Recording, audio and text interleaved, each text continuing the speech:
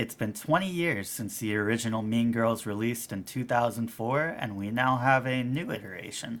Do I love the original Mean Girls and think it's the best teen comedy ever? No, there have been better ones before, and there have been better ones since. But did I get this beautiful burn book popcorn tin? Also, no, they were sold out. But that's not the point. The point is, Mean Girls is great. It's iconic, it's extremely quotable, Mom, can you pick me up? I'm scared. it's got a stacked all-star cast, and this new cast has some big shoes to fill. Rachel McAdams, Lindsay Lohan, Tina Fey. Well, Tina Fey's in this one too, but you get the point. It's important to mention that this is not a straight remake of the 2004 Mean Girls. This is actually a screen adaptation of the Broadway musical Mean Girls. I've seen a lot of videos of moviegoers groaning when songs start playing and people start singing, so it's probably important to know that going in. And I like that it's not a straight remake. I like that they're trying something new.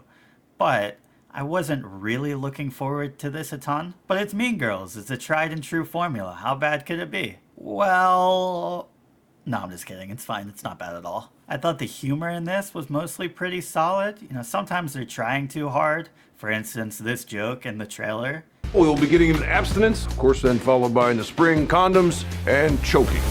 Is not really any better or less cringe within the context of the movie. But for the most part, the humor landed for me. There were some really clever fourth wall breaking jokes that I really liked. And they do reuse jokes from the original, but a lot of them are told in slightly different ways or they have a different setup, and so it's more like a reference than just lazy writing. A lot of the humor that worked in the original still works here. And they do use a lot of modern references to bring the jokes to present day. There are jokes and elements of the story that are told through Snapchat, TikTok, GoFundMe, Spotify. Even text messaging wasn't really a thing in 2004 when the original came out. I also liked the music in this a lot.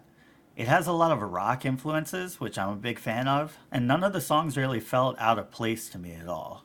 The songs are also aided by some really creative camera work and choreography that can move the story along in a way that you couldn't really get away with if it wasn't a musical. And this kind of visual storytelling is especially impressive because this is Samantha Jayne and Arturo Perez Jr.'s directorial debut. And so I really like the way that they handled the music.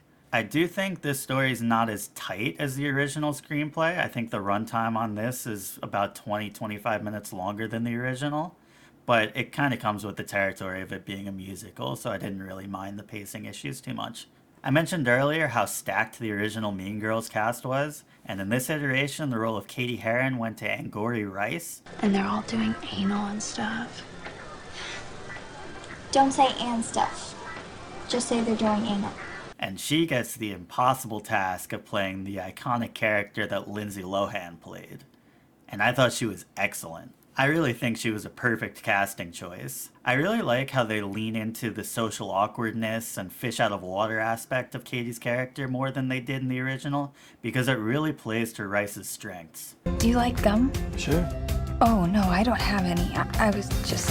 I thought her comedic timing throughout the movie was fantastic. Another standout performance here was Renee Rapp, who plays Regina George just as she did on the Broadway musical. She's clearly being cast for her singing more than her acting because when she gets to sing, she really gets to show off. And that's not to say she's a terrible actress, she's mostly fine. There were just a couple instances for me where I thought that her stage acting didn't really translate to the screen. There were only really a couple of things in this movie that really didn't work. One of them is pretty minor and the other one's major. The minor thing that didn't really work for me was Karen Shetty's character, played by Avantika. Now, the Amanda Seyfried portrayal was a very dumb character, but they really lean into it in this one. She is just too stupid to the point where it's her only distinguishing characteristic. Not that the original was this super dynamic character, but yeah.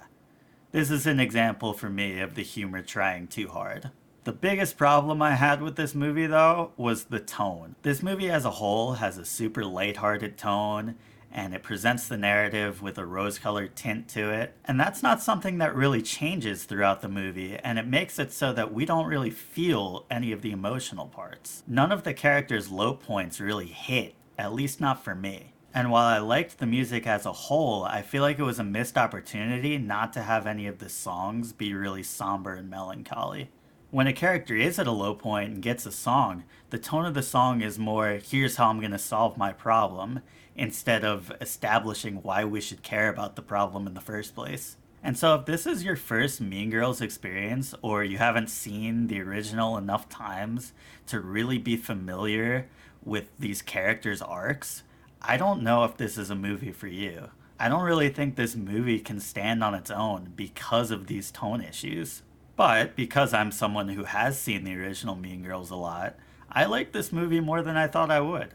So if you're a big Mean Girls fan, check this one out. I think you'll have a good time. If you've seen this 2024 iteration of Mean Girls, let me know your thoughts in the comments and let me know how you think it stacks up to the original.